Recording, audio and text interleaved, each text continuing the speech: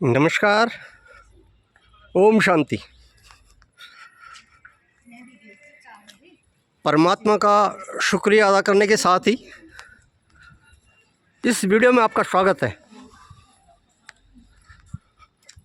और आज आपसे बातचीत का विषय रहेगा दृष्टि और वृत्ति।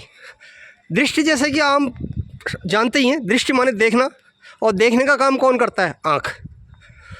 तो ईश्वर ये कहते हैं कि ये आँख अपराधी भी हैं।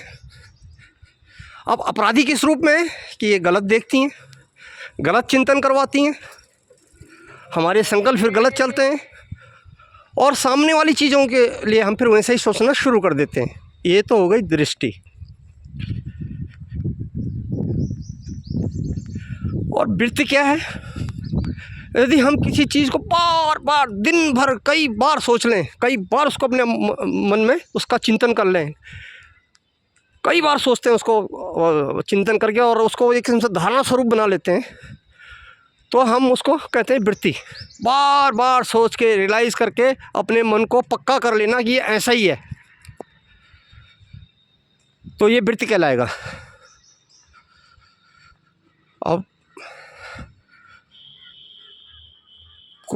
अब मैं अपने सहज तरीके से समझाने की कोशिश करूँगा कि ईश्वर हमें, क्योंकि मैं खुद भी, जैसे बार बार बोलता हूँ, मैं खुद भी एक विद्यार्थी हूँ ब्रह्मा कुमारी ईश्वरीय विश्वविद्यालय के, और बाबा की सेवा में मैं ये वीडियो बनाता हूँ, और ताकि मेरे अंदर जो भी थोड़ा बहुत ज्ञान है, अगर कोई उसको सहज स्वीकार कर सके तो मैं अपना धन्यवाद ही समझूँगा।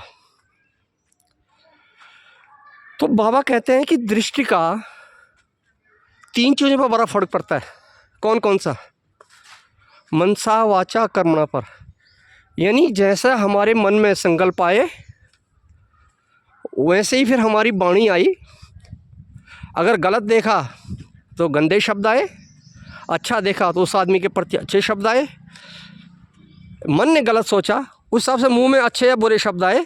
और फिर कर्म में यदि उससे ज़्यादा पास आया तो उसके साथ डिसम होने में भी देर नहीं लगती है ना।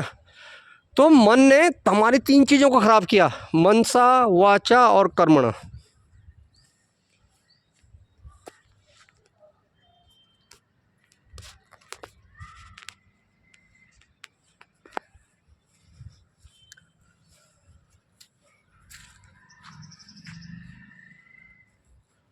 अब ईश्वर बोलते हैं कि अपनी आत्मिक स्थिति को मजबूत करो, अपनी दृष्टि को मजबूत करो, पावरफुल बनाओ। तो पावरफुल बनाने का तरीका क्या है? उसका तरीका एक ही है, बल्कि मैं ये कहूँगा पहला तरीका ये है कि बाबा बताते हैं कि आप योग में रहो, आप मेरे से पावरफुल शक्ति लो। आप योग में रहते हुए खुद को आत्मा ही देखो, और जब आप शरीर में नहीं रहोगे, रहोगे ही आत्मा, एक ज्योति बिंदु के रूप में रहोगे, तो आपके संकल्प नहीं चलेंगे, किसी के बारे में निगेटिव नहीं सोचेंगे। और दूसरा कि आपके सामने जो भी बैठा है उसको देखो ही आत्मा भाई, ये आत्मा भाई है, ये है ही आत्मा। जैसे मैं आत्मा वैसे ये भी आत्मा। जैसे मेरे शरीर को ये आत्मा चला रही है, वैसे इस भाई के शरीर को भी आत्मा चला रही है। यानी शरीर अलग अलग हो सकता है लेकिन आत्मा तो एक जैसी है ना, इसलिए भाई भाई है।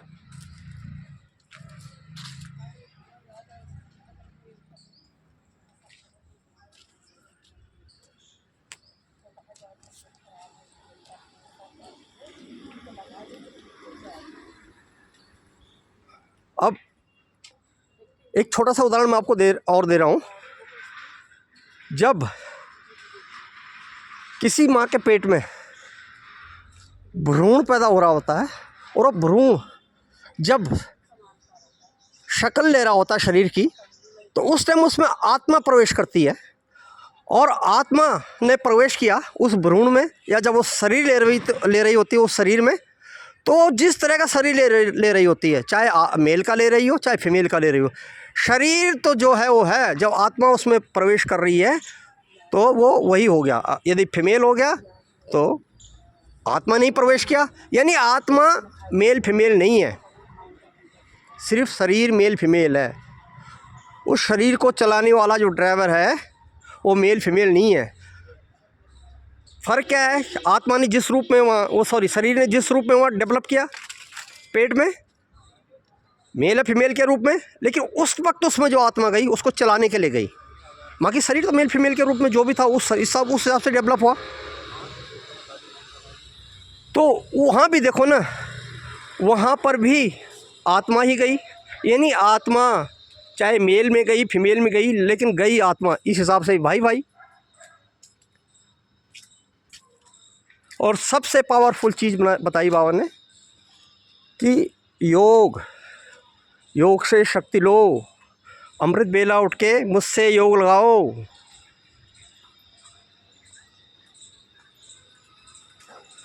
और शुक्रिया अदा करता हूँ उस परमात्मा का कि उसने इस झंझट रूपी दुनिया से निकालकर एक खुशनुमा रूपी दुनिया, एक खुशनुमा रूपी मुझे ज़िंदगी दी है। ये भी मैं शुक्रिया अदा करता हूँ। यूँ ही छोटे छोटे वीडियो के साथ आपसे यूँ मुलाकात होती रहेगी, क्योंकि शायद लंबा वीडियो कोई देखना भी नहीं चाहता। तो इस वीडियो में अभी यहीं तक, मिलेंगे किसी अन्य वीडियो में बाबा की प्यारी बातों के साथ।